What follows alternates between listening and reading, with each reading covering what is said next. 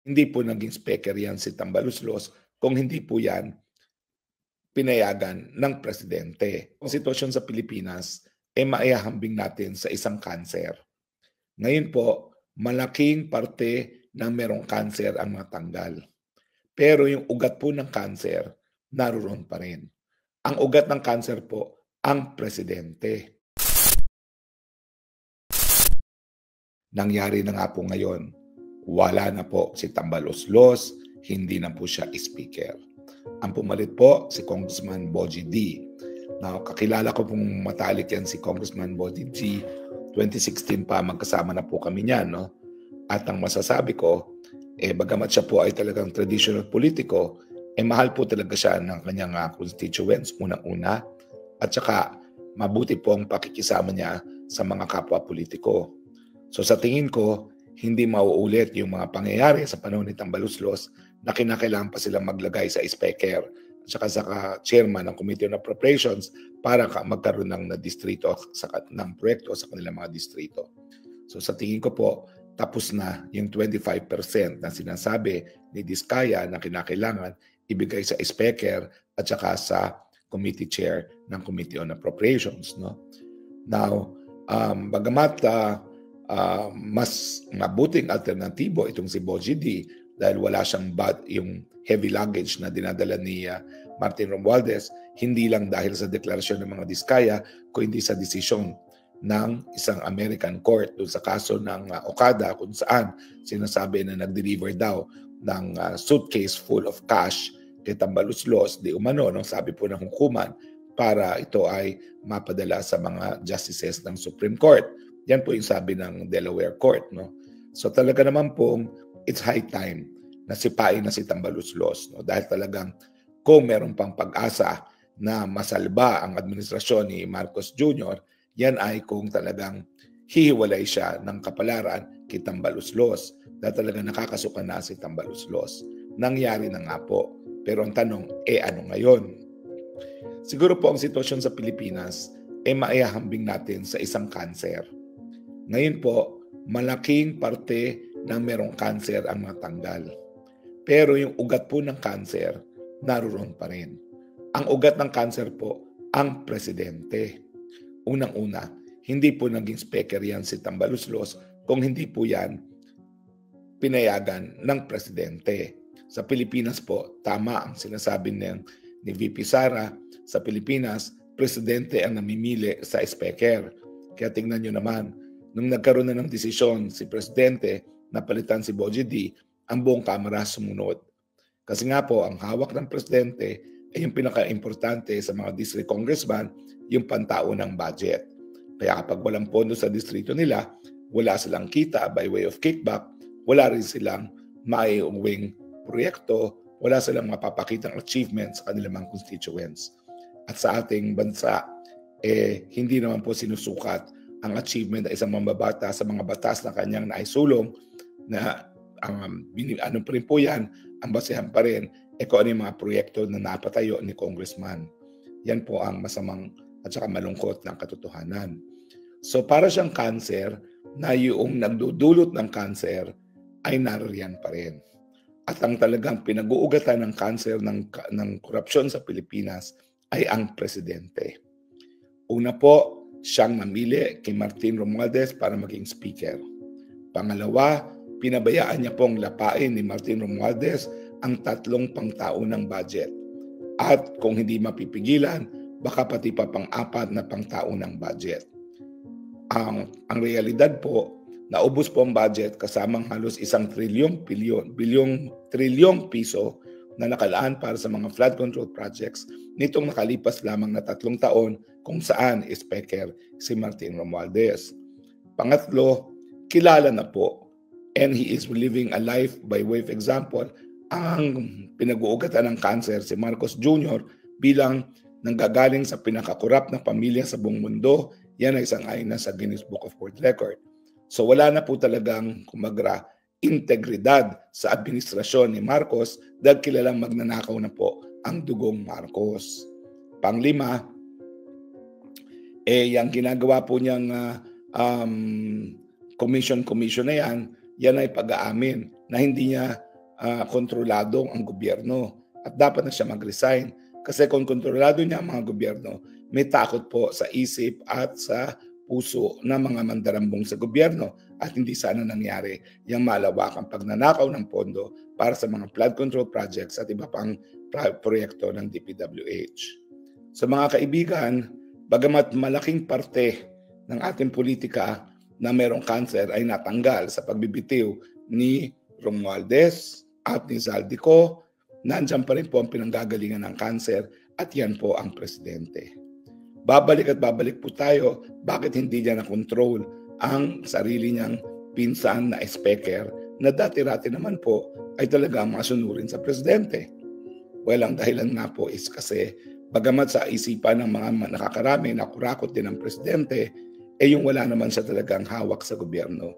Ang alam ng mga kongresista, sumuporta sila na nakapikit kay Speaker Romualdez dahil ang paniwala nila si Speaker Romualdez at si Lisa Araneta Marcos ang may tunay na may hawak na kapangyarihan sa gobyerno. Kaya nga, hindi napigilan kahit anong gawin, kahit anong sabihin ng kahit sino, Speaker Romualdez at saka Lisa Araneta Marcos sa kanilang mga kagustuhan.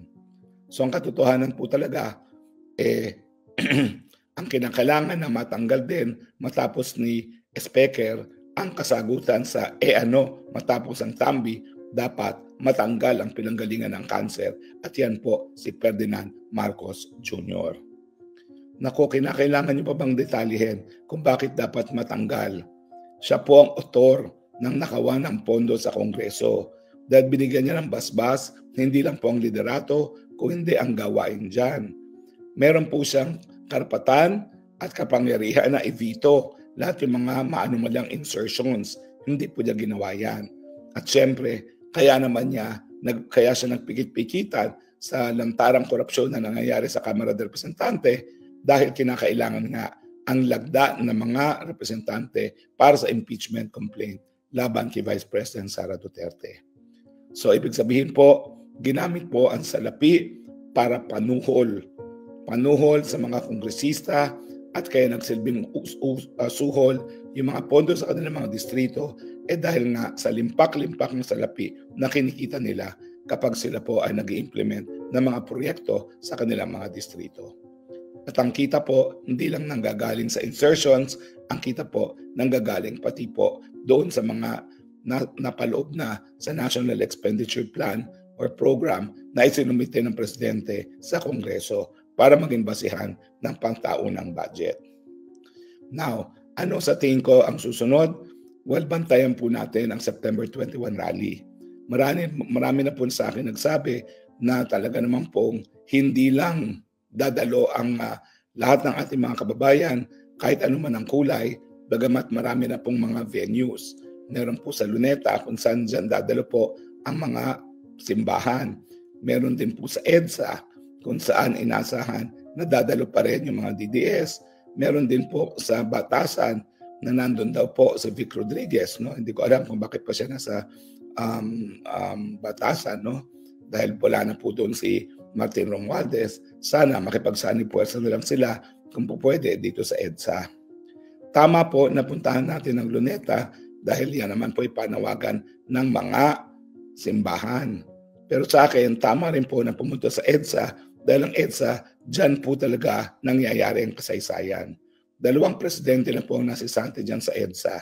At kaya nga po umaasa tayo na sa September 21, bagamat marami pong mga magaganap na rally, iyan din po ang magsisilbing susi, mitya, kumbaga, para masisante na natin itong si Marcos Jr. Hindi po kinakailangan maging madugo itong prosesong ito. Gaya ng ginawa ni Speaker Romualdez, siya ay voluntaryong nagbitiw dahil kahit anong pang palamuti ang gawin nila, hindi maitatanggi na talagang isa sa pinaka-guilty sa korupsyon ay ang Speaker at ang kanyang Committee Appropriations Chairman na si Zaldico. Gayunpaman, ang liability, ang pananagutan ng Presidente kasing tindi ng pananagutan ni Romualdez dahil siya ang nagbigay kay Romualdez ng titulo at kapangyarihan at dahilan para lustayin ang pera ng taong bayan at yan para nga po tuluyan ng mabura sa ating political situation ang VP Sara sa pamamagitan ng kanyang impeachment. na mabuti na lang ay hinarang na ating hukuman, ng kataas-taasang hukuman.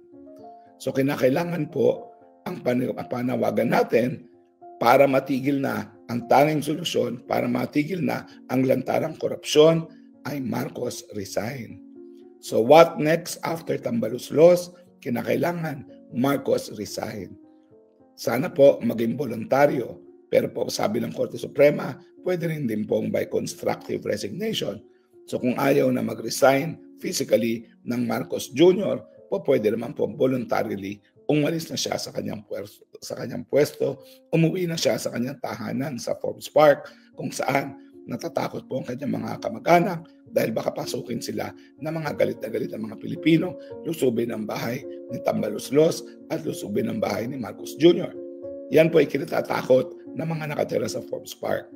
Kaya nga po, kung ayaw niyo pong manebyo sa inyong kapitbahay, Marcos Jr., magbitiw na po kayo.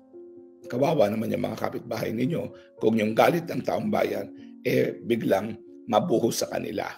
Resignation po is the honorable thing to do kapag hindi nyo na po talaga kayang patakbuhin ng gobyerno at dahil napakita nyo po na talagang tanging si Tambaluslos ang nagdesisyon kung paano lulustayin ang kaban ng taong bayan, the buck stops with you. Kayo po ang nagbigay ng kapangyarihan, kayo po ay nagbulag-bulagan sa gawain ni Tambaluslos, at kayo nagbigay ng kadahilanan, ng motive para lustayin ng taong bayan, ang pondo ng taong bayan, at yan na po ay sa pamimili ng boto laban kay VP Sara. So the buck stops here. You had 3 full years to prove your worth. Tinignan naman po ng taong bayan kung talagang kayo po ay gagawa ng hakbang para malinis at mabago ang imahe na inyong pamilya. Hindi po nangyari, lalong lumala. Mas matindi po ang kahirapan ngayon, mas matindi ang kagutuman, bumalik po ang kriminalidad, ang mga dayuhan na namumuhunan, umalis na po ng Pilipinas, at ngayon po talagang ang presyo ng bilihin ay napakatataas na. Palpak po talaga kayo sa panunungkulan at ang tanging solusyon ay kayo po ay voluntaryong mag-resign. So ang kasagutan po sa aking tanong, what next? Marcos resign.